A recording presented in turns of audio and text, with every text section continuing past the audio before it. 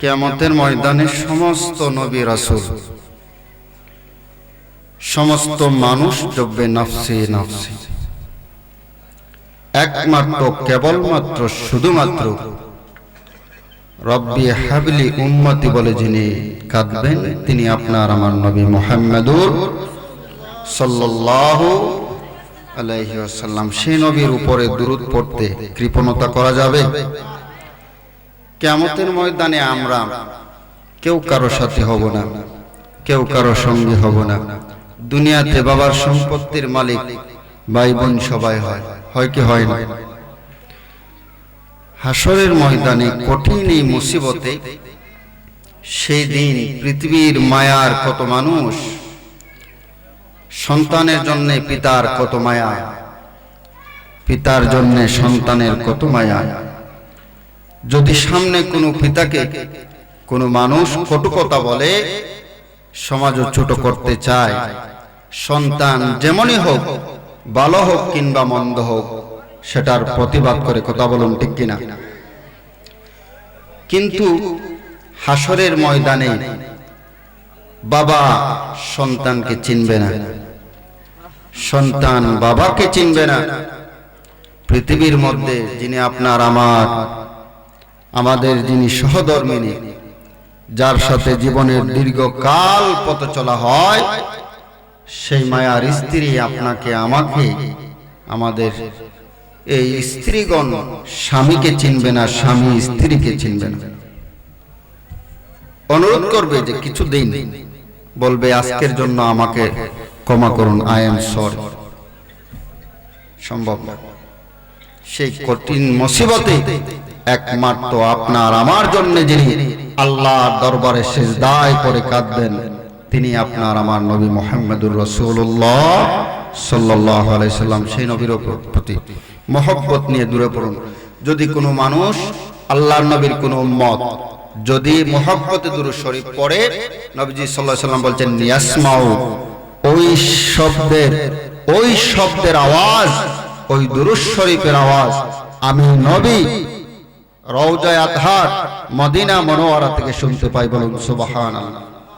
সেজন্য নিজের হৃদয়ে আবেগ নিয়ে রাসূল পাকের প্রতি মহব্বত নিয়ে পড়ুন আল্লাহুম্মা সাল্লি আলা সাইয়্যিদিনা মাওলানা মুহাম্মদ ওয়া আলা আলি সাইয়্যিদিনা মাওলানা মুহাম্মদ। মদিনা মদিনা মুমিনোं की गुनगुना,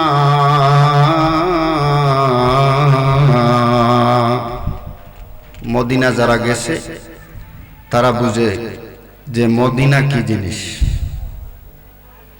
যে মানুষের নসিবে মদিনা দেখার তকদিরের লিখনে নসিব হয়েছে, সে মানুষ বুঝতে পারে যে মদিনা কি জিনিস। হাজী সাহেব যারা গেছেন অথবা যারা উমরা করতে গিয়েছেন, আপনারা জিজ্ঞাসা করবেন, প্রথমে যদি মক্কা সফর হয়, তারপর যদি মদিনা সফর হয়, যদি মক্কায় প্রথমে ফ্লাইট হয়, তাহলে হাজী সাহেবরা যেদিন মদিনায় যায় প্রত্যেকের মনে এমন একটা আনন্দ উৎসাহ থাকে যেন কি এক সম্পদ, মনের কি অনুভূতি আকাঙ্ক্ষা, কি চাওয়া পাওয়া, কি বাসনা, সেটা জবান দিয়ে বোঝানো কোনো মানুষের পক্ষে সম্ভব। আর যারা মদিনা থেকে শেষের দিনে আসে, মদিনা থেকে আসার সময় সমস্ত মানুষগুলো চোখের পানি ছেড়ে ছেড়ে আর নবীর রওজার দিকে তাকিয়ে চোখের পানি ফেলে গাড় ঘুরিয়ে ঘুরিয়ে বারবার তাকায় আর বলে তাকে, এই মদিনা মদিনা, যদি আমার সাধ্য থাকতো, যদি আমার সামর্থ্য থাকতো, যদি আমার এই ক্ষমতা থাকতো তোমার পাশে থাকার, তাহলে আমি কোনোদিন তুমি মদিনাকে ছেড়ে কোথাও যাইতাম না। আমার মন চায় তোমার রওজার জারুদার হয়ে যেন আমি আমার জিন্দেগি পার করে দেই। যে মানুষ গেছে জিজ্ঞাসা করবেন, আসতে মন চায় না। মদিনা এমন এক জায়গা, সেজন্য মুমিনরা সেখানে প্রতিনিয়তই গুনগুনি করছে, নবীজিকে সালাম দিচ্ছে। মুহূর্তে লক্ষ লক্ষ হাজী সাহেবরা নবীজিকে সেখানে দাঁড়িয়ে দাঁড়িয়ে সালাম দিচ্ছে।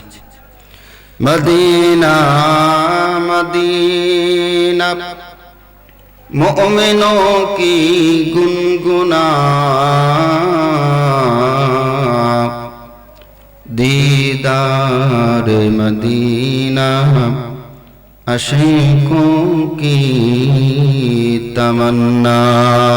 अल्लाहुम्मा सल्ले अला सय्यिदिना मौलाना मुहम्मद व अला आलि सय्यिदिना मौलाना मुहम्मद। मेरा दिल तड़प रहा है, जल रही है सीना, ए दवा वही मिलेंगे मुझे ले चलो मदीना। अल्लाहुम्मा सल्ले अला सय्यिदिना मौलाना मुहम्मद व अला आलि सय्यिदिना मौलाना मुहम्मद। ला इलाहा इल्लल्लाह, ला इलाहा ला इलाहा इल्लल्लाह, ला इलाहा। सुब्हानल्लाह अल्हम्दुलिल्लाह, ला इलाहा इल्लल्लाह। सुब्हानल्लाह अल्हम्दुलिल्लाह, ला इलाहा ला इलाहा इल्लल्लाह, ला इलाहा इल्लल्लाह, ला इलाहा। हस्बी रब्बी जल्लल्लाह, मा फी क़ल्बी गैरुल्लाह। नूर मुहम्मद सल्लल्लाह, ला इलाहा इल्लल्लाह, ला इलाहा ला इलाहा इल्लल्लाह मुहम्मदुर রাসূলুল্লাহ সাল্লাল্লাহু আলাইহি ওয়াসাল্লাম। সম্মানিত হাজিরিন, উপস্থিত মুসল্লিয়ানে কেরাম, মুরব্বিয়ানে আইজাম, যুবক ভাইয়েরা, ছোট মাসুম বাচ্চারা, আমাদের এলাকার গণবসতি, আমাদের বাড়িঘর থেকে শ্রবণরত শ্রদ্ধেয় মা ও বোনেরা, আমরা সবাই আল্লাহ তাআলার দরবারে শুকরিয়া আদায় করি, যারা উপস্থিত হতে পেরেছি এবং যারা বাড়িঘর থেকে শুনতে পাচ্ছি। আল্লাহ তাআলা আমাদেরকে তৌফিক দান করেছেন, সেজন্য আল্লাহর দরবারে শুকরিয়া আদায় করি। সবাই পড়ি আলহামদুলিল্লাহ। আমি আপনাদের এলাকার সন্তান, আপনাদের সন্তান। আমি জানি আমার আলোচনায় আপনাদেরকে যে আমি এতটা মন ভরাতে পারবো সেটা নয়। আমি আপনাদেরই বাড়ির মানুষ। তবে দূর দূরান্ত থেকে সম্মানিত অতিথিবৃন্দ আসবেন, উলামায়ে কেরামগণ আসবেন, ওনারা আপনাদের জন্য মেহমান। আপনাদের জন্য কি মেহমান? আমরা হচ্ছি মেজবান, ওনারা হচ্ছে মেহমান। মেজবানের জন্য মেহমানকে সম্মান করা সেটা হচ্ছে সুন্নত। কি সুন্নত, শুধু সুন্নত নয়, আম্মা জান আয়েশা রাদিয়াল্লাহু তাআলা আনহার চাচাতো ভাই যিনি ছিলেন অমুসলিম কাফের, কি ছিলেন? আম্মা জান আয়েশা রাদিয়াল্লাহু তাআলা আনহা একদিন নবীজি সাল্লাল্লাহু আলাইহি সাল্লাতু ওয়াসসালাম কে জিজ্ঞাসা করছেন, ইয়া রাসূলুল্লাহ, ইয়া হাবিবাল্লাহ, গো নবী, আমার চাচাতো ভাই আব্দুল্লাহ ইবনে জাদান সে অনেক অতিথি পরায়ণ, কি পরায়ণ মানে খুব বেশি মেহমানদারির পছন্দ করে। আমরা তো অনেক সময় বেজার হয়ে যাই না, যদি দুইজনের জায়গায় ৬০ জন কুটুম খেসাই, ইয়া আল্লাহ কিলা খাওয়াইতাম রে, অতজন রে কিলা বুঝ দিমু, মনের ভিতরে অনেক সময় এরকম আয়। তবে না, এটা আনবা না কেনে যে রিজেকের মালিক কে, রিজেক দেয় কে? গোটা পৃথিবীর মধ্যে কোন মানুষের পক্ষে মানুষকে খাওয়ানো সম্ভব এটা একেবারেই নেই। মানুষ কোনদিন মানুষকে খাওয়াতে পারে? খাওয়ায় যিনি একজন, তিনি কে? আল্লাহ। আল্লাহ আমাদেরকে খাবার দেন, আমরা খাই, আল্লাহর হুকুম আছে বিদায়। আপনার ভিতরে মুখে এই হাত আপনার মুখে ঢুকতেছে, নাইলে এই হাতের খাবার হাতে থেকে যাবে, আপনি পৃথিবী থেকে চলে যাবেন। আম্মা জান আয়েশা বলছেন, ইয়া রাসূলুল্লাহ, আমার চাচাতো ভাই উনি কি জান্নাতে যাবে? উনি কিন্তু কাফের, অর্থাৎ মুসলমান হন নাই, ইসলাম গ্রহণ করেন। আল্লাহর নবী বলেন, ওগো আয়েশা, যদি আব্দুল্লাহ ইবনে জাদান জীবনে যদি একবার বলতো লা ইলাহা ইল্লাল্লাহু মুহাম্মাদুর রাসূলুল্লাহ, আব্দুল্লাহ ইবনে জাদান যদি জীবনে একবার সাক্ষী দিত, আল্লাহকে স্বীকার করে নিত, তাহলে সে জান্নাতবাসী হয়ে যাইত। বলুন সুবহানাল্লাহ। কেন? যে তিনি ছিলেন খুবই অতিথি পরায়ণ, মেহমানদারিতার জন্য তিনি ছিলেন খুবই উদার। সেজন্য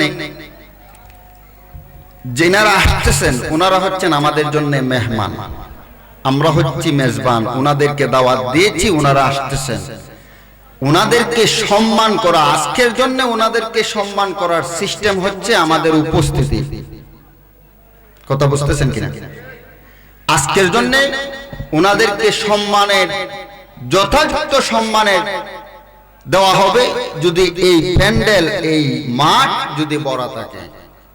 যদি আপনারা দোকানপাট থেকে, রাস্তাঘাট থেকে, বাজার থেকে আপনারা যদি সবাই যা হয়েছে আলহামদুলিল্লাহ, এখন সমস্ত কিছুকে পরিহার করে ওনাদের সম্মানে আপনারা সবাই মাহফিলে চলে আসুন। আল্লাহ প্রত্যেককে আসার ও বসার সুযোগ ও তৌফিক দান করুক। সবাই পড়ুন আমিন। আমাকে বিষয় দেওয়া হয়েছে রাসূলের জীবনী। রাসূলের জীবনী সেটা সাধারণ কোনো বিষয় না। আমার মতো পাড়ার কোনো মানুষের যদি জীবনী হতো, সেটা 2 মিনিটে, 4 মিনিটে, 5 মিনিটে স্মৃতিচারণ করে শেষ করে যাইত। কিন্তু যে নবীর সম্পর্কে আমাকে বিষয় দেওয়া হয়েছে, সে রাসূলের জীবনী, আমি কেন তামাম পৃথিবীর কুল কায়নাতের সৃষ্টির সমস্ত মানুষ যদি এখন থেকে কিয়ামত পর্যন্ত প্রশংসা করে, আলোচনা করে, সেই নবীর আলোচনা সম্মান শেষ করা যাবে। সেটা আমার কথা নয়। আল্লাহ তাআলা নবীজির সম্মান মর্যাদার ক্ষেত্রে কুরআনুল কারীমের মধ্যে বলেছেন, নরফানা লাকা যিকরাক, ওগো নবী, আমি আপনার আলোচনা, আপনার সম্মান ইজ্জতকে আমি আল্লাহ সমুন্নত করেছি। বলুন সুবহানাল্লাহ। আল্লাহ যার সম্মান সমুন্নত করেছে, সৃষ্টি জগতের এমন কোন সৃষ্টি নেই যে এর চাইতে বেশি প্রশংসা করার যোগ্যতা রাখে। কথা বুঝতেছেন কিনা? তাহলে আল্লাহ তাআলা প্যার রাসূল হুজুরে পাক সাল্লাল্লাহু আলাইহি সাল্লাতু ওয়াস সালামের জীবনী এই ঘন্টা 2 ঘন্টা আর সংক্ষিপ্ত সময়ে শেষ করা কোনোদিনও সম্ভব না। তবে আমি আপনাদেরকে কিছু টাচ দিয়ে যাব, বোঝার জন্য সংক্ষিপ্ত পরিসরে কিছু মেইন জায়গায় আমি আপনাদেরকে টাচ করব, সেই জায়গা থেকে আপনারা বাকিগুলো ইনশাআল্লাহ বুঝে যাবেন। এক নম্বরেই হচ্ছে নবীজি সাল্লাল্লাহু আলাইহি সাল্লামের জন্ম। নবীজি সাল্লাল্লাহু আলাইহি সাল্লামের জন্ম। এর আগে আমি আপনাদেরকে একটা কথা বলতে চাই, নবীজির জীবনী আমরা সবাই শুনি, ওয়াজে, মাহফিলে, প্যান্ডেলে, দ্বীনি মজলিসে, মসজিদের জুমার খুতবায় আমরা শুনি, কিন্তু আমরা কি মানি? আমরা কি মানি? শোনার চাইতো মানাটা প্রয়োজন, শোনার চাইতো মানাটা বেশি প্রয়োজন। আপনারা এখানে যারাই আছেন অথবা এই মাইকের আওয়াজে যে মুসলমান পুরুষ কিংবা মহিলা, ছোট কিংবা বৃদ্ধ, যারাই শুনছেন, আমি প্রত্যেকের কাছে অনুরোধ করব, আপনার, আমার, আমাদের সবার বাড়িঘর, সন্তান সন্ততি, আত্মীয় স্বজন, পাড়া প্রতিবেশী, আমরা সবাই যেন শুধু শুনি না, আমরা যেন কিছু মানারও দরকার আছে না নাই? আমরা যেন মানি। যুবক যারা আজকাল অধিকাংশই প্যান্ট পরে টাকনুন নিছে, কিসের নিছে? সেটা হালাল না হারাম?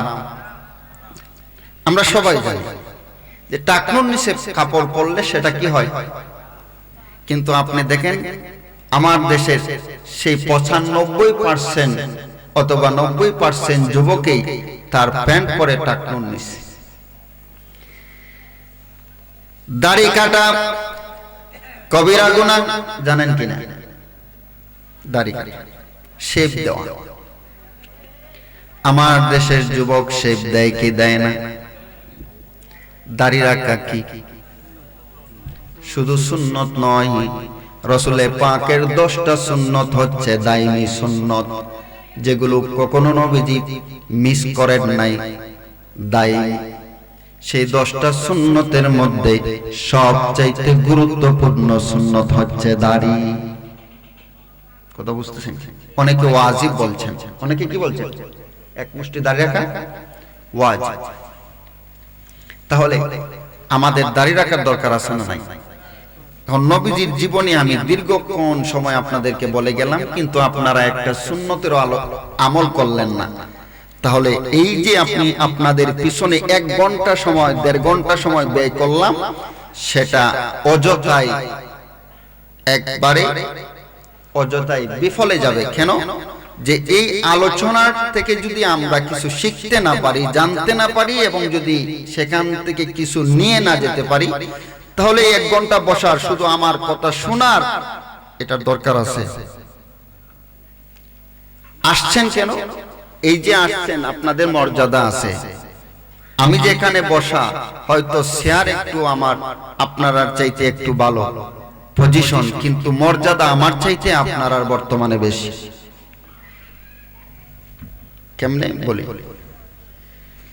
নবীজি সাল্লাল্লাহু আলাইহি সাল্লাম পৃথিবীর মানুষকে জানিয়ে দেয়, আরে পৃথিবীর মানুষ শোনো, কোন মানুষ যদি দ্বীনে ইলম শিক্ষার জন্য যদি ঘর থেকে বাহির হয়, যদি তার মনের ভিতরে এই আকাঙ্ক্ষা থাকে যে সে দ্বীনে ইলম শিখবে, তাহলে আল্লাহর নবী বলেন, শোনো, সে যেন জিহাদের ময়দানে অবস্থান করছে। বলুন সুবহানাল্লাহ। জিহাদের ময়দানের সাথে ইলম তলবে ইলম ছাত্রকে তুলনা করা হয়েছে।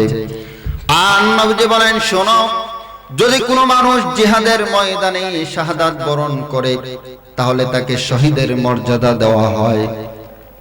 যদি কোনো মানুষ দ্বীনে ইলম শিখতে এসেও মারা যায়, ওই ব্যক্তিকেও শাহাদাতের মর্যাদা দেওয়া হয়। বলুন সুবহানাল্লাহ। এখন বলেন, আপনার আর মর্যাদা আছে না নাই? কম না বেশি? যদি মারা যান, তাহলে শহীদের দরজা পাবেন কিয়ামতের দিন। 5 শ্রেণীর মানুষ, যাদেরকে বিনা হিসাবে জান্নাত দেওয়া হবে, এর মধ্যে গুরু হচ্ছে শহীদ। বলুন সুবহানাল্লাহ। মর্যাদা আছে। এই যে সময় ব্যয় করবেন, আসছেন, শুধু সিন্নি আর বিরিয়ানির জন্য নয়, এই যে বসছেন সময় ব্যয় করতেছেন, এই যে মূল্যবান সম্পদ আপনার ক্রয় হচ্ছে, এর জন্য পুরস্কারও আল্লাহ আপনার জন্য রেখেছেন। নবীজি সাল্লাল্লাহু আলাইহি সাল্লামের জন্ম 570 খ্রিস্টাব্দে। কত খ্রিস্টাব্দে? 570। নবীজি সাল্লাল্লাহু আলাইহি সাল্লাম যেদিন এই পৃথিবীতে তাশরীফ নেবেন, এই দিনটা, এই সময়টা সাধারণ কোনো সময় ছিল না। সাধারণ কোনো নবজাতকের মতো নবীজির জন্ম হয় নাই। বলতে পারেন আপনি আমি অনেকেই নবী আমার মতো, সেটা ভুল কথা। কোরআন তাফসীর, হাদিস ব্যাখ্যা বিশ্লেষণ কমে, তার মধ্যে বুঝ কম, সেজন্য বলে নবীজি আমার মতো। নবীজি কখনো আমার মতো নয়। একটা উদাহরণ, ইরবাজ ইবনে সারিয়া রাদিয়াল্লাহু তাআলা আনহু বলেন, মা আমেনা ইরশাদ করেন, নবীজি যেদিন পৃথিবীতে আগমন করবেন, রাত্রিবেলা সুবহে সাদেকের সময়, মা আমেনা বলেন, নবীজি জন্মের সময় আমি সিরিয়ার প্রাসাদ গুরু সমুজ্জ্বল ভাবে দেখতে পেলাম। সুবহানাল্লাহ। আপনি সিরিয়ারে কি মনে করছেন? মক্কা আর সিরিয়া এক নেই। বর্তমান তুরস্ক এক নেই, দুইটা। 12 থেকে 1400 কিলোমিটার ব্যবধান। মক্কা নগরী থেকে সিরিয়া 12 থেকে 1400 কিলোমিটারের ব্যবধান। মা আমেনা বলছেন, নবী যেদিন পৃথিবীতে আসেন, সেদিন আমি, নবী যখন আসেন, আমি একটা আলো দেখতে পেলাম। সেই আলোয় আলোকিত হয়ে আমি সিরিয়া পর্যন্ত প্রাসাদগুলো দেখতে পেলাম। বলুন সুবহানাল্লাহ। আপনার আমার মতো জন্ম নবীজির। আপনার আমার মা, আমাদের মা যখন আমাদের ভূমিষ্ঠ হওয়ার সময় হয়, ব্যথায় কাতর হয়ে যায়।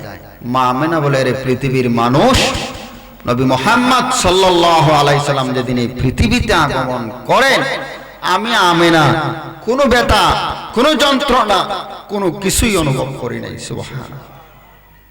তাহলে এখন যদি আমি আপনাকে প্রশ্ন করি, বলুন তো, মা আমেনা মুহাম্মদ সাল্লাল্লাহু আলাইহি সাল্লাম কি আমার মতো মানুষ?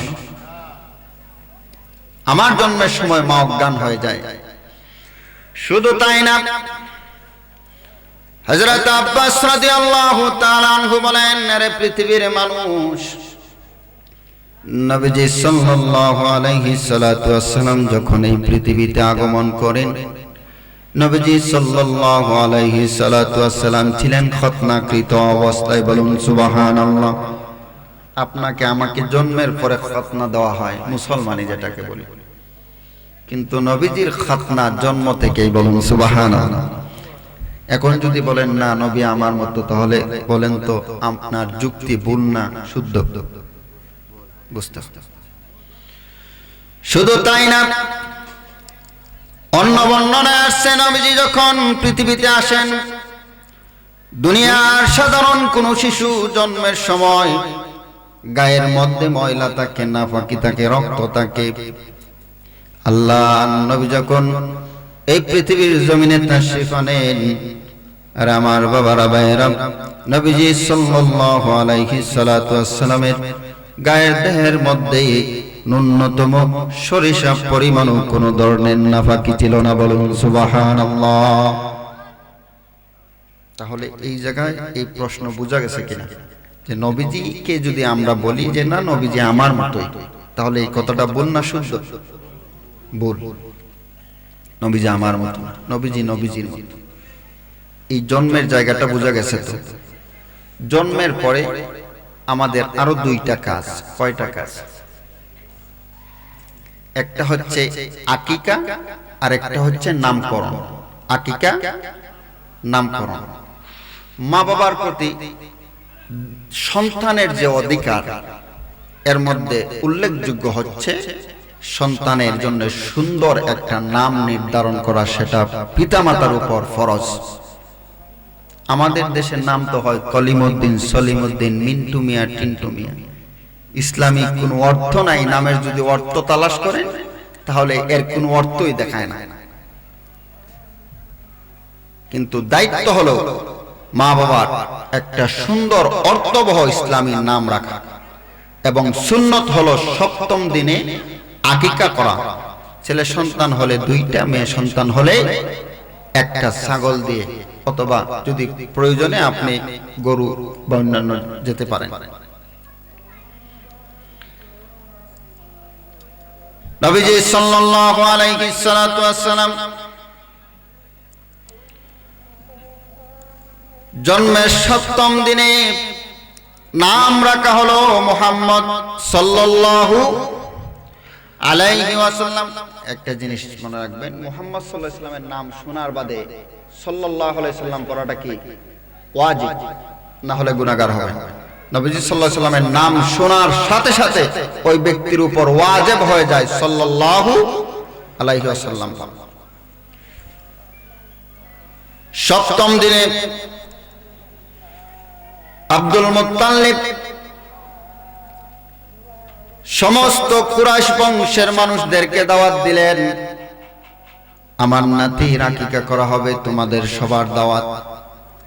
আরবের বড় বড় যত নেতৃস্থানীয় মানুষ ছিল, যারা সম্মানী, যাদেরকে গোত্রের নেতৃত্বের মর্যাদায় রাখা হয়েছে, যারা মুরব্বী, এমন সমস্ত নেতৃস্থানীয় বড় বড় লিডার হলে সে আব্দুল মুত্তালিবের বাড়িতে জড়ো হয়েছে। এমন সময় ঘোষণা হলো এই নবজাতকের নাম রাখা হয়েছে মুহাম্মদ সাল্লাল্লাহু আলাইহি ওয়াসাল্লাম।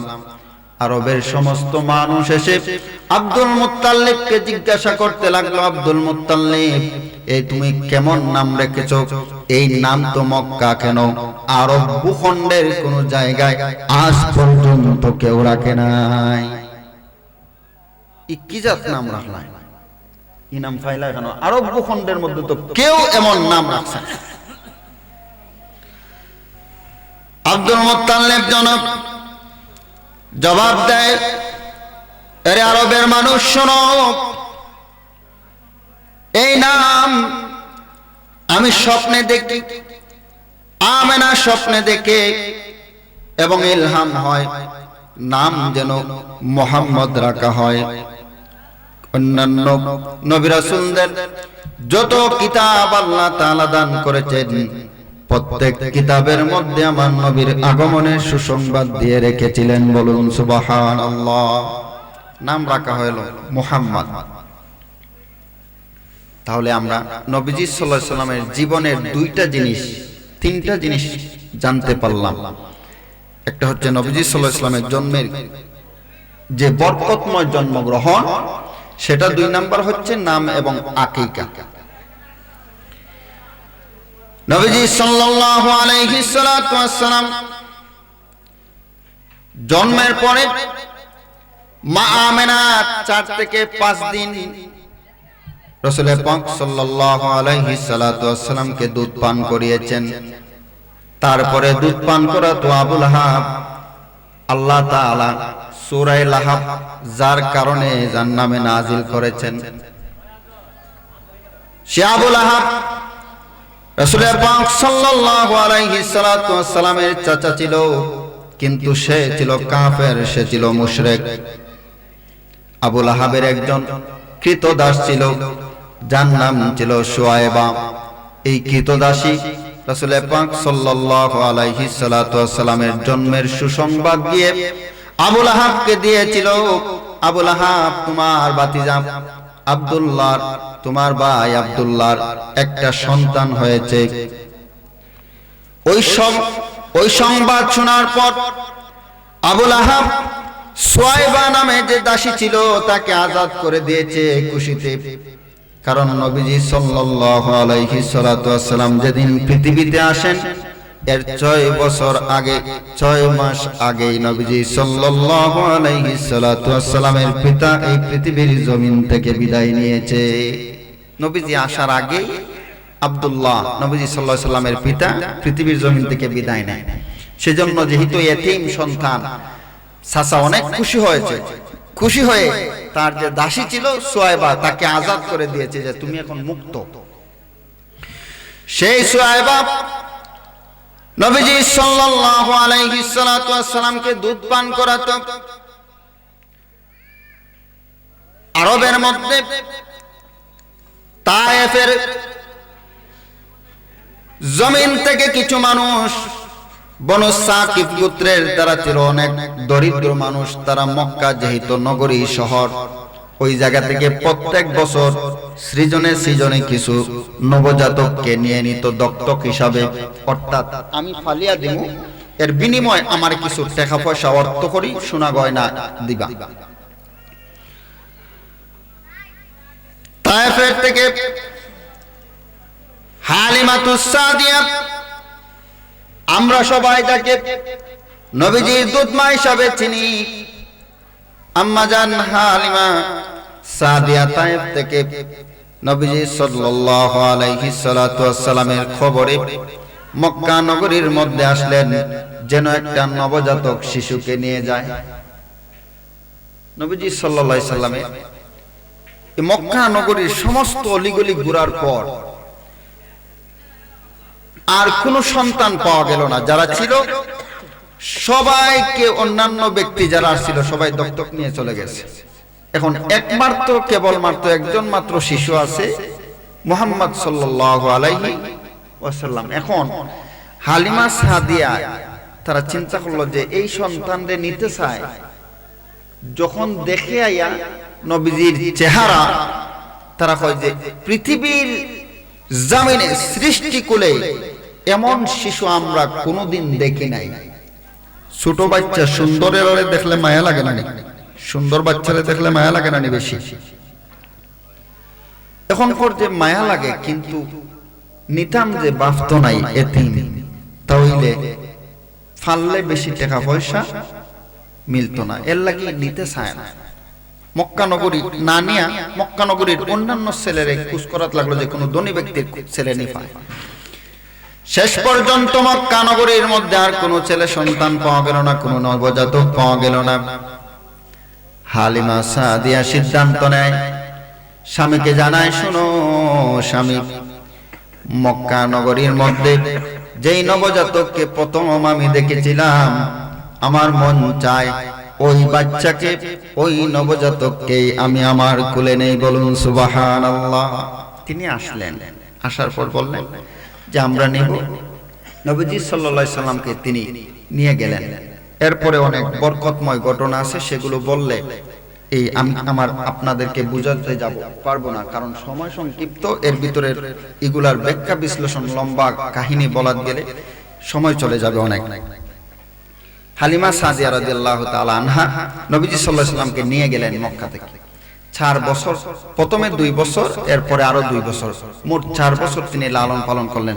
চতুর্থ বছর যখন নবীজি সাল্লাল্লাহু আলাইহি সাল্লাম একটু দৌড়াদৌড়ি, একটু বুঝ, ভালো মন্দ একটু বুঝে, কুদাম, এরপরে রাগ গুসা একটু বুঝে, একটু দৌড়াদৌড়ির বয়স।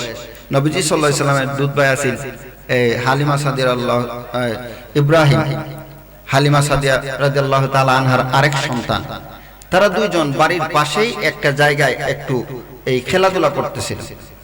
এমন সময় দুইজন ব্যক্তি সাদা পোশাক পরিহিত অবস্থায় এসে নবীজি সাল্লাল্লাহু আলাইহি সাল্লামের সিনা মুবারককে, এই কুলে হৃৎপিণ্ডকে বের করে নবীজি সাল্লাল্লাহু আলাইহি সাল্লামের সেই হৃৎপিণ্ডকে তিনি ধুয়ে মুছে ঠান্ডা বরফের পানি দিয়ে আবার সেটাকে ভিতরে দিয়ে ফেরেশতারা চলে গেল।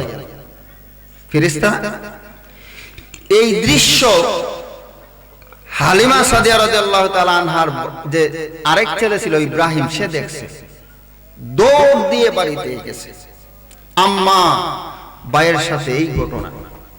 হালিমাতুস সাদিয়া যেহেতু অন্যের সন্তান, যদি কোনো কিছু হয় তাহলে এর দায়ভার নিতে হবে। তিনি চিন্তায় পড়ে গেলেন, পেরেশানিতে পড়ে গেলেন, দৌড় দিয়ে গেলেন, গিয়ে নবীজিকে জিজ্ঞাসা করলেন ঘটনা কি। তিনি বললেন এই ঘটনা। হালিমা সাদিয়া নবীজির বক্ষ চেক করতে লাগলেন শরীরের কোথাও কোনো জায়গায় কোনো ক্ষত বিক্ষত হয়েছে কিনা। তালাশ করে দেখা যায় নবীজি সাল্লাল্লাহু আলাইহি সাল্লামের সারা দেহের কোথাও কোনো ধরনের ক্ষত নাই। সুবহানাল্লাহ। এখন প্রশ্ন হলো যে নবীজি সাল্লাল্লাহু আলাইহি সাল্লামের এই 4 বছর বয়সে কেন নবীজি সাল্লাল্লাহু আলাইহি সাল্লামের এই বক্ষ বিদারণ হলো? নবীজি সাল্লাল্লাহু আলাইহি সাল্লামের জীবনে মোট 4 বার বক্ষ বিদারণ হয়েছে। এর মধ্যে প্রথম ছিল 4 বছর, চতুর্থ বছর।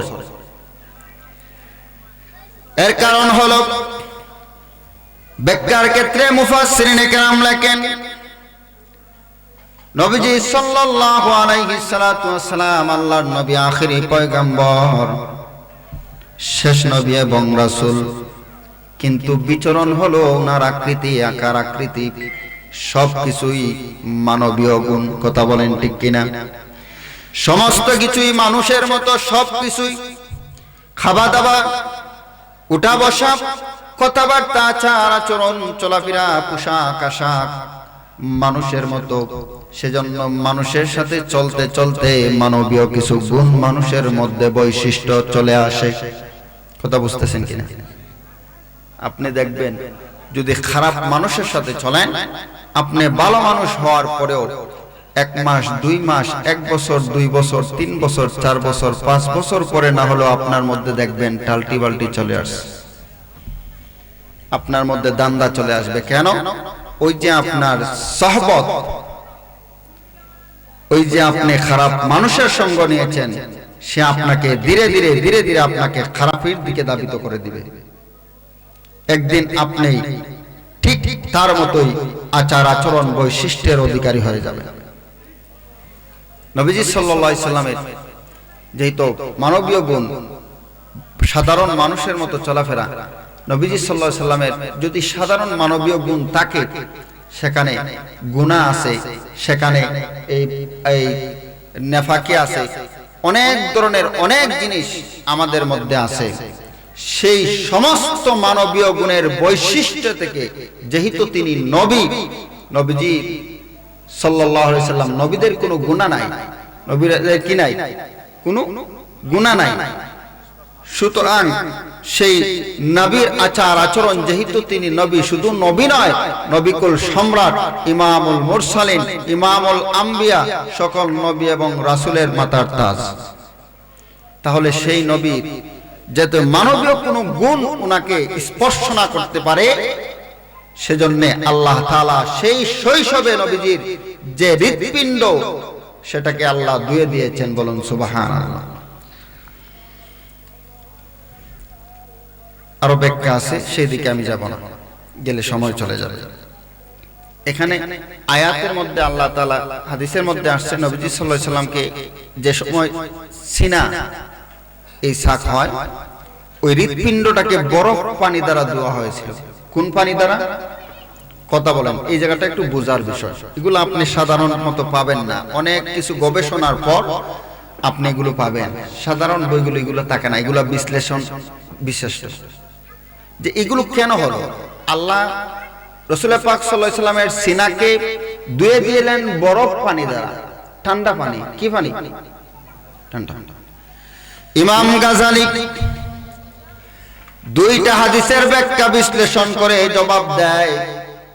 1 নাম্বার হাদিস হলো নবীজি সাল্লাল্লাহু আলাইহি সাল্লাম বলছেন, নারে জগতের মানুষ, যখন তোমাদের মধ্যে ক্রোধ চলে আসে, রাগ চলে আসে, গুসা চলে আসে, তখন তোমরা সাথে সাথে ওযু করতে যাও, ওযু করো। কি করো? ওযু।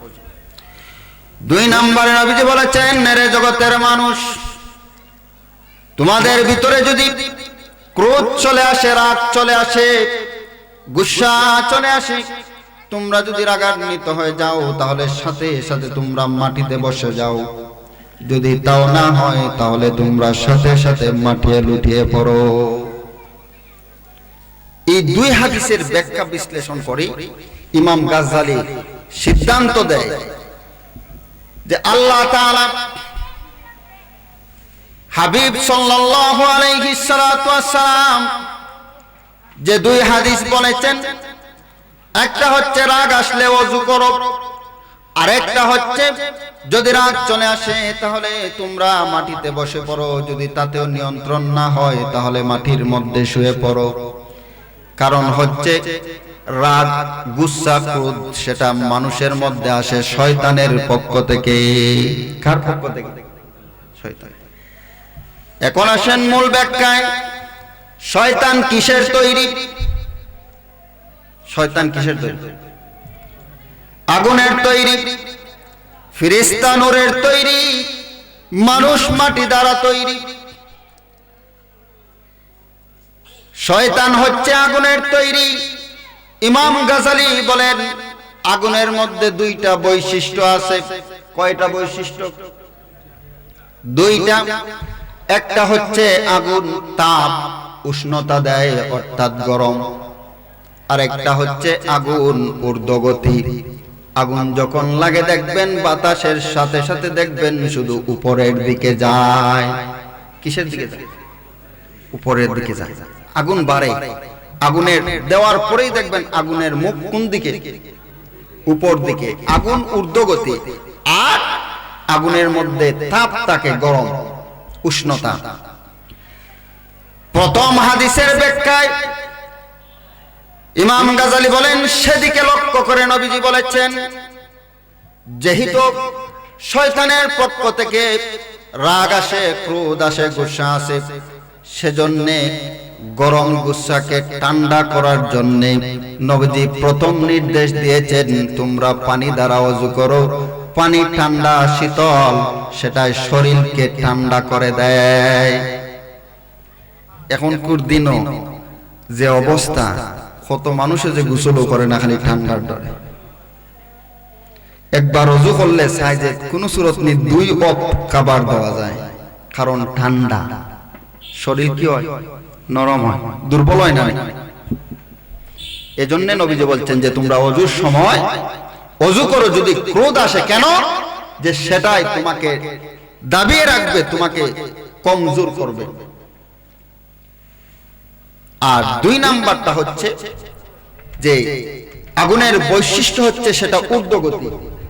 নবীজি সাল্লাল্লাহু আলাইহি সাল্লাতু ওয়াস সালাম নির্দেশ দিলেন। ইমাম গাজালি বলছেন যে 2 নাম্বার হাদিসের দিকে লক্ষ্য করে তিনি বলেন সেজন্য নবীজি বলছেন যে আগুন যেহেতু ঊর্ধ্বগতি, সেজন্য নবীজি নির্দেশ দিয়েছেন যখনই তোমাদের মধ্যে ক্রোধ, গুসা, রাগ আসে তোমরা সাথে সাথে কি করো?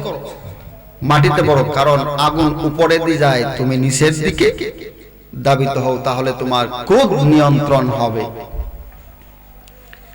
নবীজি সাল্লাল্লাহু আলাইহি সাল্লাতু ওয়াস সালামের চতুর্থ বয়সে সিনা শাক হলো।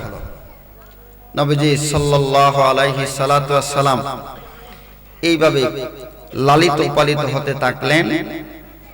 নবীজি সাল্লাল্লাহু আলাইহি সাল্লাতু ওয়াস সালামের বয়স যখন 6 বছর, মা আমেনার ইন্তেকাল হয়ে গেল। মা আমেনা রাদিয়াল্লাহু তাআলা আনহা ইন্তেকাল হয়ে গেল। নবীজি সাল্লাল্লাহু আলাইহি সাল্লাতু ওয়াস সালামের মাও নাই, বাবাও নাই, আছেন একজন। তিনি কে? মাও নাই, বাবাও নাই, আল্লাহ সর্বক্ষেত্রে সাহায্যকারী যিনি একজন, তিনি কে? আল্লাহ। আল্লাহ যার সাথে আছে তার কোনো ভয় আছে? আল্লাহ যার সাথে আছে তার কোনো ভয় নাই। নবীজি সাল্লাল্লাহু আলাইহি সাল্লাতু ওয়াস সালামের আম্মাজান মারা যাওয়ার পর লালন পালনের দায়িত্ব নিলেন আব্দুল মুত্তালিব। নবীজি সাল্লাল্লাহু আলাইহি সাল্লামের দাদা। কে? দাদা। আব্দুল মুত্তালিব 8 বছর বয়সে মারা গেলেন। কত বছর বয়সে? 8 বছর বয়সে যখন মারা গেলেন, তারপর লালন পালনের দায়িত্ব নিলেন, দেখাশোনার দায়িত্ব নিলেন চাচা আবু তালিব। কে নিলেন? কথা বুঝতেছেন কিনা? আবু তালিব। নবীজি সাল্লাল্লাহু আলাইহি সাল্লাতু ওয়াস সালাম সেখান থেকেই মৃত্যুর আগ পর্যন্ত, আবু তালেবের মৃত্যুর আগ পর্যন্ত মক্কার সমস্ত কাফের মুশরিক নবীজির বিরুদ্ধে দাঁড়িয়েছে, কিন্তু আবু তালেব কোনদিন রাসূল পাকের বিরুদ্ধে দাঁড়ায় নাই। বলুন সুবহানাল্লাহ। যখন তিনি মারা যান, নবীজি সাল্লাল্লাহু আলাইহি সাল্লাতু ওয়াসসালাম ভেঙে পড়লেন। দীর্ঘদিনের সাথী মক্কার কত মানুষ নবীজিকে আঘাত করেছে, নির্যাতন করেছে, জুলুম করেছে। নবীজি সাল্লাল্লাহু আলাইহি সাল্লাতু ওয়াসসালাম এই সমস্ত কিছুর ক্ষেত্রে যিনি প্রোটেক্ট দিয়েছেন, যিনি দমিয়ে রেখেছেন, যিনি সাহস দিয়েছেন, তিনি হলেন চাচা আবু তালিব। আবু তালিব যখন মারা গেলেন, নবীজি সাল্লাল্লাহু আলাইহি সাল্লাতু ওয়াসসালাম আবু তালিবের জন্য আল্লাহর দরবারে দোয়া করতে লাগলেন। কার জন্য? আবু তালিবের জন্য। এখন আবু তালিব মুসলমান না কাফের? কথা হয় না, আবু তালিব কাফের। মৃত্যুর সময় যখন উনি মারা যান, তখন ওনার মুখের ভাষ্য ছিল যে আমি আমার পিতা আব্দুল মুত্তালিবের আমি এই দ্বীনের মিল্লাতের উপরে মৃত্যুবরণ করছি। সেজন্য আবু তালিব যখন মৃত্যুবরণ করেন, তখন তিনি কাফের অবস্থায় মৃত্যুবরণ করেছেন। তবে নবীজি সাল্লাল্লাহু আলাইহি সাল্লাতু ওয়াসসালামকে সর্ব অবস্থায় সহযোগিতা করার জন্য আল্লাহ তাআলা আল্লাহর নবীর দোয়াকে খালি ফিরিয়ে দেন নাই। পৃথিবীর মধ্যে একমাত্র জাহান্নামী ব্যক্তি যারা কাফের মুশরিকের মধ্যে আবু তালেব, তিনি তার শুধু পায়ের মধ্যে জাহান্নামের আযাব দেওয়া হয় এবং হবে। নবীজি সাল্লাল্লাহু আলাইহি সাল্লামকে সহযোগিতা করায়, নবীজি সাল্লাল্লাহু আলাইহি সাল্লাতু ওয়াসসালামকে সদা সর্বদা ভালোবাসায় একজন কাফেরকে আল্লাহ তাআলা এতটুকু ফ্যাসিলিটি দিয়েছে যে আবু তালেবের সারা দেহে জাহান্নামের আগুনে আযাব দিবে না আঁটুর নিচ পর্যন্ত। সুবহানাল্লাহ কইতে না? এটা কার বরকতে? রাসূলের পাকের বরকতে। কার বরকতে? আর আপনি আমি তো রাসূলের পাক সাল্লাল্লাহু আলাইহি সাল্লামের উম্মত।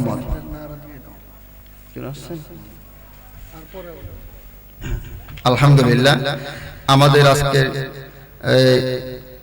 চতুর্থ বার্ষিক সুন্নি মহাসম্মেলনের যিনি প্রধান আলোচক, বিশেষ আলোচক হযরত মাওলানা হাফেজ মুফতি জহিরুল ইসলাম রায়হান সাহেব, ঢাকা, সুদূর ঢাকা থেকে ভাই ইনশাআল্লাহ চলে আসছেন। যেহেতু দূরের জার্নি, অল্প কিছুক্ষণ রেস্ট নিয়ে উনি ইনশাআল্লাহ মাহফিলে চলে আসবেন।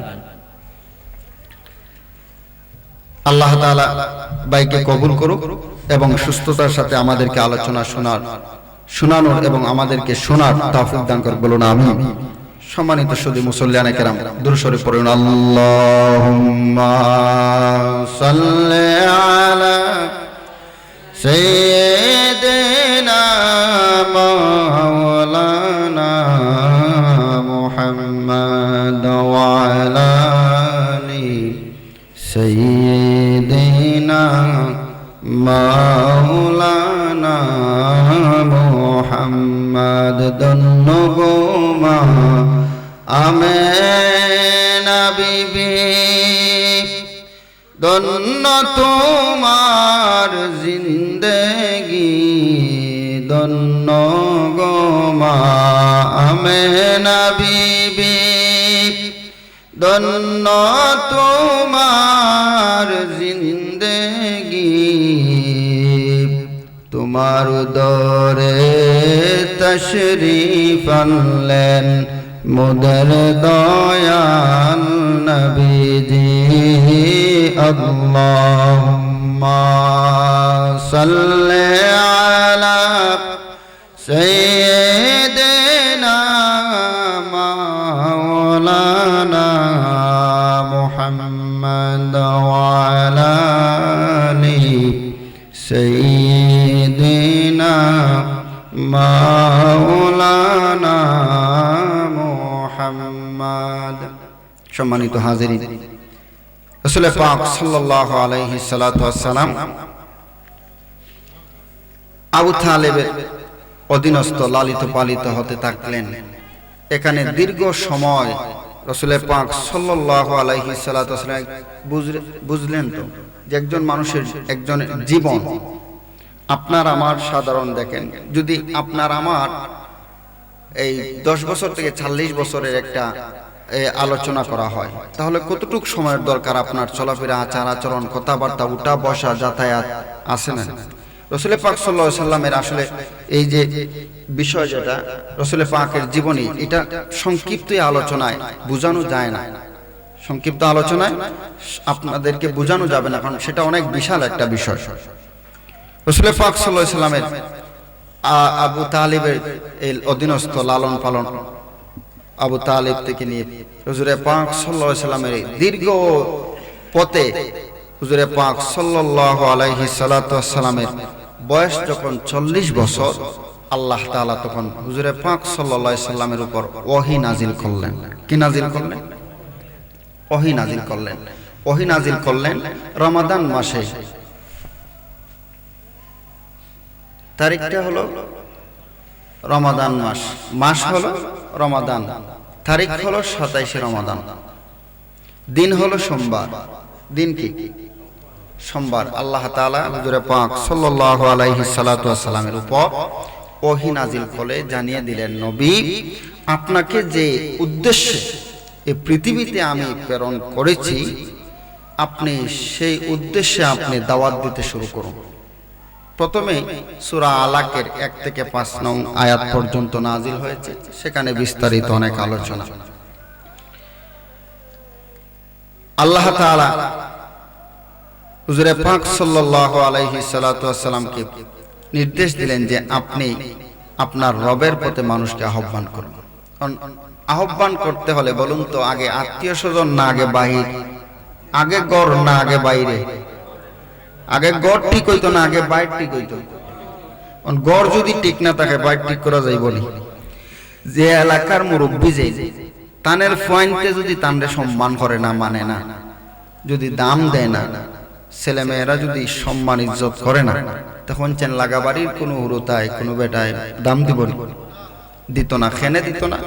তুমি রে বা তোমার ফুয়াইও মানে না তোমারে, এটা টাস্ট করে উঠিয়া কই দিব। আল্লাহ সুবহানাহু ওয়া তাআলা প্রথমে নির্দেশ দিলেন, ওয়া আনজির আশিরাতাকাল আকরাবিন, যে আপনার করিব যারা নিকটাত্মীয়, আপনি তার কাছে আপনি আগে দাওয়াত পৌঁছান। নিকটাত্মীয় হলে গেছে যাইতিব না, নিকটাত্মীয় সবাইরে দাওয়াত দিল। রাসূল পাক সাল্লাল্লাহু আলাইহি ওয়াসাল্লাম আবু কুবাইস পাহাড়ে উঠিয়া সবাই জড়ো হইল, সবাইরে এলান করলো যে আমারে আল্লাহ সত্য দিন দিয়ে পাঠাইছে, আল্লাহ আমারে রাসূল হিসাবে পৃথিবীতে প্রেরণ করছেন, তুমি তাই সাক্ষী দাও যে আল্লাহ একজন, লা ইলাহা ইল্লাল্লাহ মুহাম্মাদুর রাসূলুল্লাহ সাল্লাল্লাহু। আবু জেহেলে আবু লাহাব উঠিয়া হইল, ও তার লাগে আমরা এই সময়টা বের করলাই না, আজকের এই দিনটাই বেকার, খোকা নাউজুবিল্লাহ।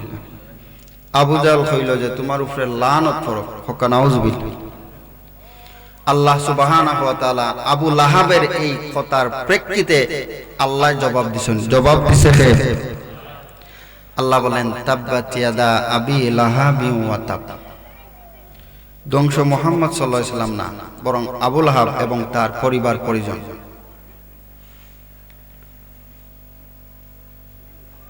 এই কথা, এই সূরা নাজিল হওয়ার পর আবু লাহাবের স্ত্রী নাম হইল উম্মে জামিল। আবু লাহাবের স্ত্রীর নাম কি? উম্মে জামিল। আবু লাহাবের স্ত্রী উম্মে জামিল রাসূল পাক সাল্লাল্লাহু আলাইহি সাল্লামের শাশি সম্পর্কে কি? শাশি। উম্মে জামিল যখনই সূরা লাহাব নাজিল হলো, উম্মে জামিল রাগান্বিত হয়ে রাসূল পাকের দরবারে আসলো। হযরত আবু বকর বলেন, আমি এবং নবীজি সাল্লাল্লাহু আলাইহি সাল্লাতু ওয়াসসালাম দুজনেই হেরেম শরীফে কাবার চত্বরে, কোথায়? কাবার চত্বরে, হেরেমের ভিতরে। উম্মে জামিল আসার সময় হাতের মধ্যে বড় একটা পাথর নিয়ে আসলো। বলুন নাউজুবিল্লাহ। কেন? যে মুহাম্মদ রাজকে মারি লইতাম, হোকা নাউজুবিল্লাহ। আল্লাহ তাআলা উম্মে জামিলের চোখের মধ্যে পর্দা দিয়ে দিলেন। উম্মে জামিল রাসূল পাক সাল্লাল্লাহু আলাইহি সাল্লাতু ওয়াসসালামের নিকটে আসলেন। আবু বকর বলছে, ইয়া রাসূলুল্লাহ, ইয়া হাবিবাল্লাহ, উম্মে জামিল তো রাগান্বিত অবস্থায় আপনার দিকে আসতেছে, না জানি কি করে বসে, আমার তো কেমন যেন মনে হয়। নবীজি জবাব দেয়, আবু বকর শোনো, উম্মে জামিল আমাকে দেখতেই পারবে না, বলুন সুবহানাল্লাহ। নবী আমার মতো, নবী আমার মতো, একবারে সাইটেও বাদ, 2-3 হাত দূর সর্বোচ্চ আবু বকরকে দেখতেছে রাদিয়াল্লাহু তাআলা, কিন্তু রাসূল পাক সাল্লাল্লাহু আলাইহি সাল্লামকে দেখে। উম্মে জামিল এসে বলল, এ আবু বকর, তোমার সফর সঙ্গী কোথায়, তোমার বন্ধু কোথায়? সে নাকি আমাদেরকে গালিগালাজ করেছে, সে নাকি আমাদেরকে কটু কথা বলেছে, আমাদের শানে নাকি, আমাদের জন্য নাকি নাজিল আয়াত, কোরআনের আয়াত নাজিল হয়েছে, আমাদেরকে নাকি তিরস্কার করা হয়েছে। আবু বকর অবাক হয়ে তাকিয়ে রয়েছে। আমি সবকিছু শুনতে পাই, রাসূল পাককে দেখতে পাই, অথচ আমার সাইটে নবীজি সাল্লাল্লাহু আলাইহি সাল্লাতু ওয়াসসালাম আমার পাশে, অথচ উম্মে জামিল নবীজিকে দেখতেছে না। উম্মে জামিলের কথার চাইতে নবীজি হযরত আবু বকর রাদিয়াল্লাহু তাআলা এই টেনশন যে আমার পাশে, অথচ আমাকে দেখতেছে উম্মে জামিল, নবীজিকে দেখতেছে না। উম্মে জামিল কথা বলে চলে গেল। হযরত আবু বকর রাদিয়াল্লাহু তাআলা আনহু বলেন, ইয়া রাসূলুল্লাহ, ইয়া হাবিবাল্লাহ, উম্মে জামিল আপনার পাশে আমাকে দেখলো, অথচ আপনাকে দেখলো না। নবীজি জবাব দেয়, রে আবু বকর শোনো, উম্মে জামিল যখন আসছিল, আল্লাহ তাআলার ফেরেশতা আমার সামনে এসে দাঁড়িয়ে আমাকে পর্দা দিয়ে দিয়েছে। উম্মে জামিল আমার সাইটে আমার পাশে থাকা সত্ত্বেও আমাকে দেখতে পায় নাই। এই জন্য যারা বলে নবীজি আমার মতো, সেটা তাদের খরা যুক্তি, বুয়া যুক্তি, তাদের ভুল ব্যাখ্যা বিশ্লেষণ, ইতিহাস এবং কোরআন হাদিসের তাফসীর ব্যাখ্যা ভালো করে বুঝে না, সেজন্য তারা বলে নবীজি আমার মতো। আমাকে দেখলে তো যে কোনো মানুষ চিনবে, 2 হাত দূর থেকেও দেখা যায়, একবার আমার পাশে থেকেও দেখা যায়, কিন্তু নবীজি সাল্লাল্লাহু আলাইহি সাল্লামকে উম্মে জামিল পাশে থেকেও দেখে না। এটা শান কার? বাড়িয়েছেন কে? আল্লাহ। সেজন্য নবীজি আমার মতো নয়, আমাদের মতো নয়। বাবাজিরা ভাইরা, উম্মে জামিল চলে গেল। নবীজি সাল্লাল্লাহু আলাইহি সাল্লাম কওমের আত্মীয় স্বজনকে দাওয়াত দিলেন, কিন্তু কেউ দাওয়াত গ্রহণ করল না। কেউ দাওয়াত, সবাই চলে গেল। নবীজি সাল্লাল্লাহু আলাইহি সাল্লাতু ওয়াসাল্লামের সহধর্মিণী আম্মাজান খাদিজাতুল কুবরা রাদিয়াল্লাহু তাআলা আনহা, তিনি সর্বপ্রথম মহিলাদের মধ্যে মুসলমান। বলুন আল্লাহু আকবার। ইমাম আবু হানিফা রাদিয়াল্লাহু তাআলা আনহু, ওনাকে জিজ্ঞেস করা হলো যে মুসলমানদের মধ্যে সর্বপ্রথম কে মুসলমান? ইমাম আবু হানিফা বললেন, পুরুষের মধ্যে সর্বপ্রথম মুসলমান হচ্ছে বয়স্কদের মধ্যে তিনি হলেন হযরতে আবু বকর। মহিলাদের মধ্যে সর্বপ্রথম যিনি ইসলাম কবুল করেছেন তিনি হলেন আম্মাজান খাদিজা। কৃতদাসের মধ্যে যিনি ইসলাম গ্রহণ করেছে তিনি হচ্ছে যায়েদ হারেসা, এবং ছোট বালকদের মধ্য থেকে যিনি সর্বপ্রথম ইসলাম গ্রহণ করেছে তিনি হলেন হযরতে আলী রাদিয়াল্লাহু তাআলা আনহু আজমাইন। ধীরে ধীরে নবীজি সাল্লাল্লাহু আলাইহি সাল্লামের দাওয়াতে আবু বকর, খাদিজা এইভাবে ইসলামে ঢুকতে লাগলেন। অনেক সাহাবায়ে কেরাম, হযরতে উসমান, হযরতে হামজা রাদিয়াল্লাহু তাআলা আনহু, এভাবে সাহাবায়ে কেরাম ইসলামের মধ্যে প্রবেশ করতে লাগলেন, ইসলামকে গ্রহণ করতে লাগলেন।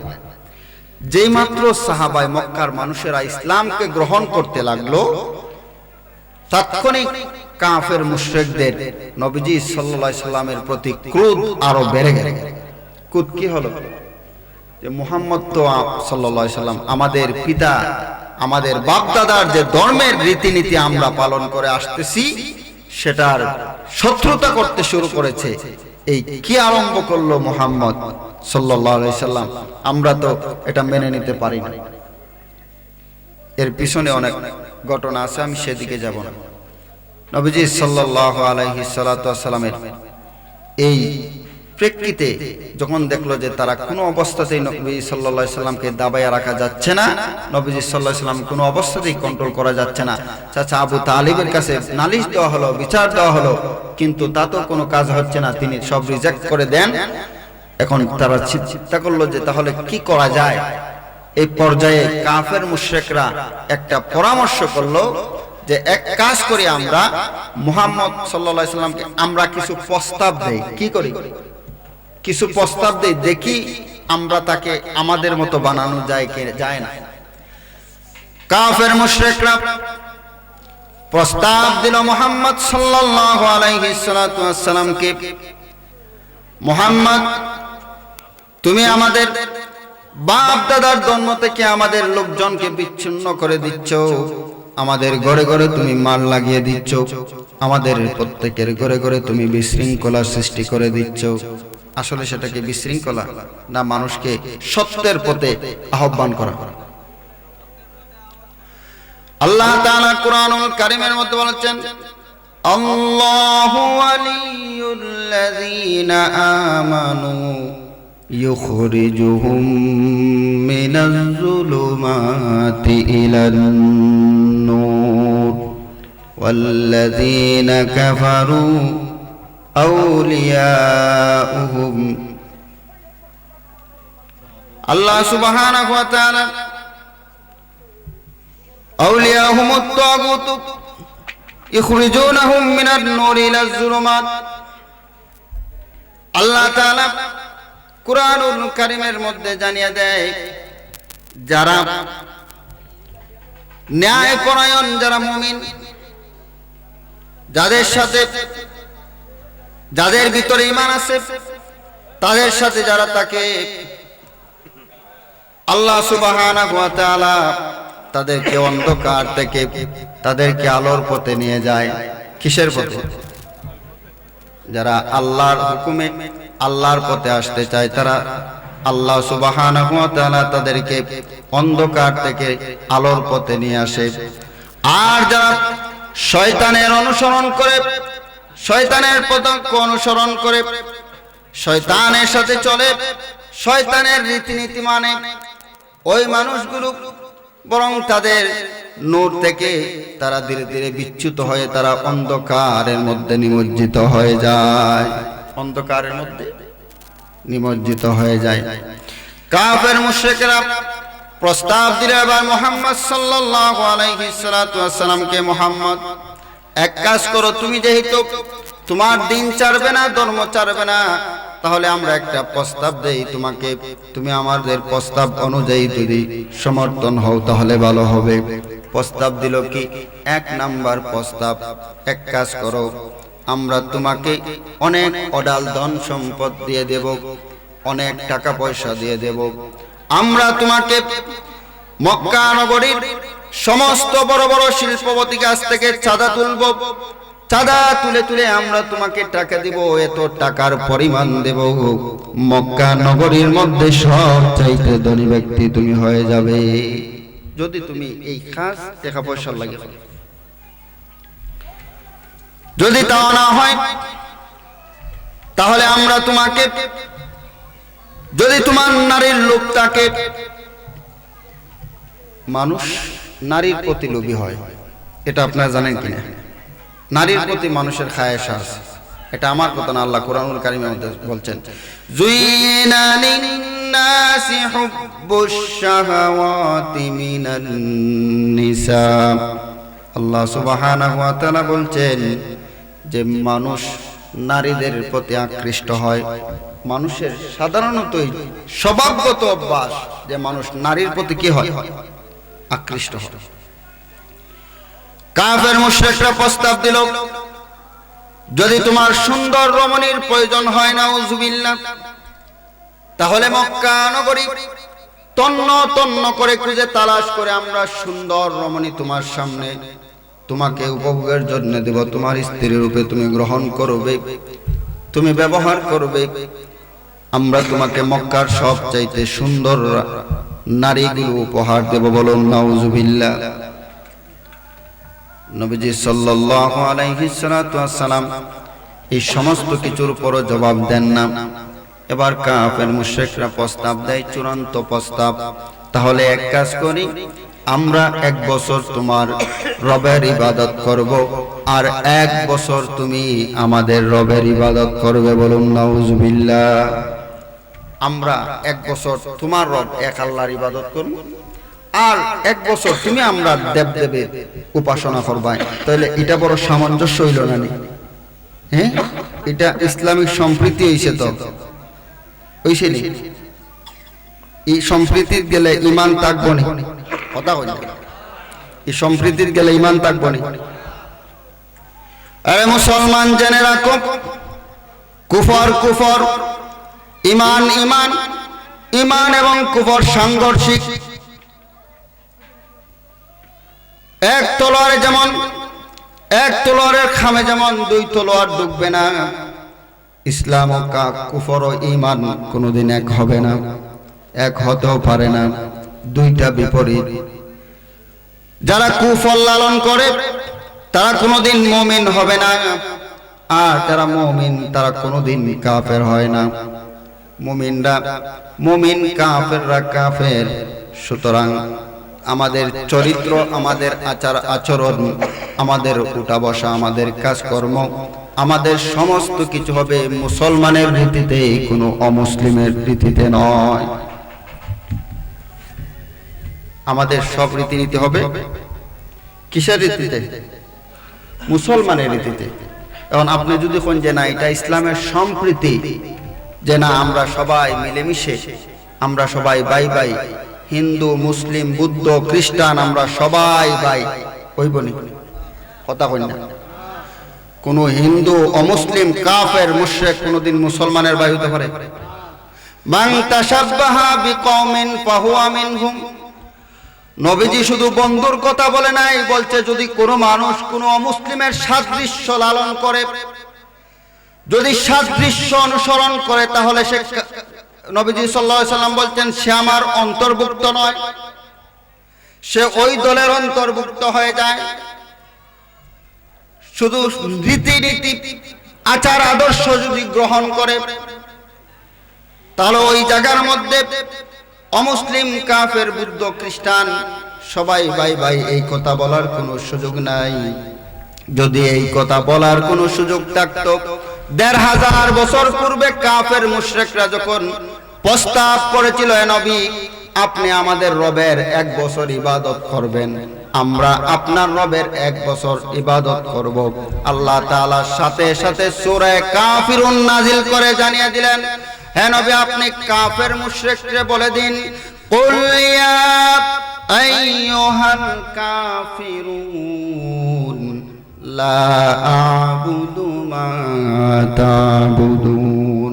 হে কাফের সম্প্রদায়রা, হে কাফেররা, এখানে সিঙ্গুলার নয়, প্লুরাল, বহুবচন, সমস্ত কাফের মুশরিকদেরকে আপনি জানিয়ে দিন যে তোমরা যে প্রস্তাব করেছো যে তোমাদের রবের, তোমাদের দেবদেবীর 1 বছর পূজা করব, অর্চনা করব, আর তোমরা 1 বছর আমার রবের ইবাদত করবে, হে নবী আপনি জানিয়ে দেন, লা আ'বুদু মা তা'বুদুন, আমি যার ইবাদত করি তোমরা তার ইবাদতকারী নও, আর তোমরা যার ইবাদত করো আমি তার ইবাদতকারী নই।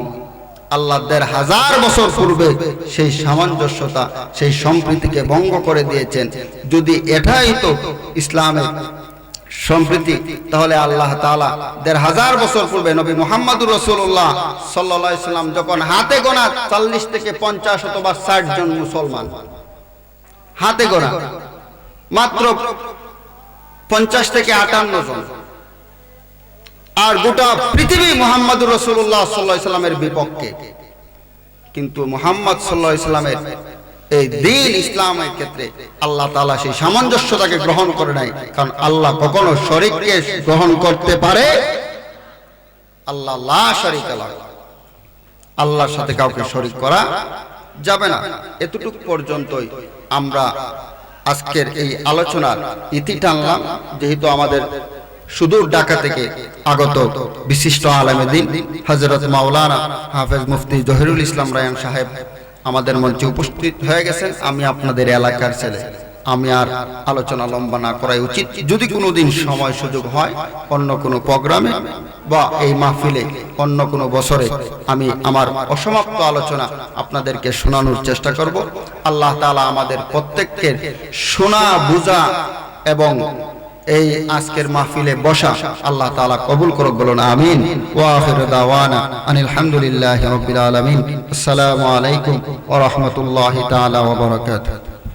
إنك أنت السميع العليم وتب علينا يا مولانا إنك أنت التواب الرحيم ربنا اغفر لنا ولوالدينا رب ارحمهما كما ربياني صغيرا اللهم اجعلني صبورا واجعلني شكورا واجعلني في عيني صغيرا وفي أعين الناس كبيرا আয় আল্লাহ তাআলা এশার নামাজের পর থেকে নিয়ে এই মুহূর্ত পর্যন্ত দীর্ঘক্ষণ ইয়া আল্লাহ আলোচনা করলাম আপনার হাবিবের শানে।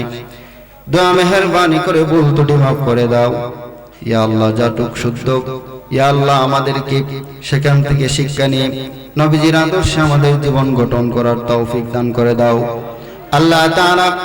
এই মাহফিল অত্র এলাকার যুবক ভাইরা, অত্র এলাকার মুরব্বিয়ানে কেরামের পরামর্শে ইয়া আরহামার রাহিমিন সর্বসাধারণের সহযোগিতায় আজকের এই সুন্দর জান্নাতি পরিবেশ দোয়া মেহেরবানি করে প্রত্যেকের সহযোগিতাকে কবুল আর মঞ্জুর করে নাও মাওলা। যুগে যুগে এই অত্র এলাকা থেকে, এই অঞ্চল থেকে, বৃহত্তর আমাদের এই উসাইল গ্রাম থেকে যত মানুষ যুগে যুগে কবরস্থ হয়ে গেছে মাওলা, প্রত্যেকের রূহে পাকে সবরে সানি কবুল আর মঞ্জুর করে নাও মাওলাই কারীম। সমস্ত মর্যাদাকে মাফ করে দাও, প্রত্যেকের দরজাতকে বুলন্দ করে দাও। সমস্ত আউলিয়া উলিয়া পীর মাশায়েখ বুজুর্গগণের রূহে পাকে সবরে সানি কবুল ফরমাও। ফয়জন ইয়া আল্লাহ বারাকাত আমাদের প্রত্যেককে নসিব করে দাও। আজকে সম্মানিত অতিথিবৃন্দ যারা দাওয়াত করা হয়েছে প্রত্যেক মেহমানকে ইয়া আল্লাহ যথাসময়ে উপস্থিত হওয়ার ইয়া আল্লাহ তুমি তৌফিক দান করো। অ্যাক্সিডেন্ট, দুর্ঘটনা বালা মুসিবত মুশকিলাত থেকে মাওলা তুমি হেফাজত করো মাওলাই কারীম। আমরা যারা হাজির হয়েছে আমাদের প্রত্যেকের মাই বাবাকে মাফ করে দাও। যারা কবরস্থ হয়ে গেছে কবরগুলোকে জান্নাতের বাগান বানিয়ে দাও মাওলাই কারীম। যাদের মা বাবা জীবিত প্রত্যেককে খিদমত করার তৌফিক দাও মাওলাই কারীম।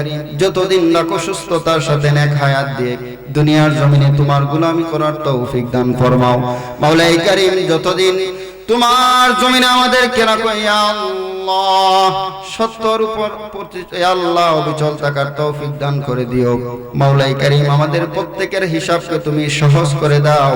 আল্লাহুম্মা হাসিবনি হিসাবান ইয়াসীরা। আল্লাহুম্মা রাব্বিরহামহুমা কামা রাব্বায়ানি সগীরা وقل رب ارحمهما كما ربياني صغيرا। আল্লাহ খাস করে আমার পীর মুর্শিদ আল্লামা ফুলতুবি সাহেব কিবলা রাহমাতুল্লাহ আলাইহি দরজাতরে বুলন্দ করে দিন মাওলাই কারীম। বড় সাহেব কিবলার হায়াতের মধ্যে বরকত নসিব ফরমাও। তোমার বান্দারি খিদমত ইয়া আল্লাহ গোটা পৃথিবীব্যাপী ইয়া আল্লাহ তুমি কবুল আর মঞ্জুর ফরমাও মাওলাই কারীম। খাস করে যিনি আজকের ইয়া আল্লাহ প্রধান অতিথি হিসাবে আসবেন তিনিও পীর সাহেব ইয়া আল্লাহ আপনার বান্দার সফরকে আপনি নিরাপদ হিসাবে কবুল ফরমাও ইয়া আল্লাহ। আমাদের সমস্ত অতিথি হলেন ইয়া আল্লাহ হায়াতের মধ্যে বরকত নসিব ফরমাও।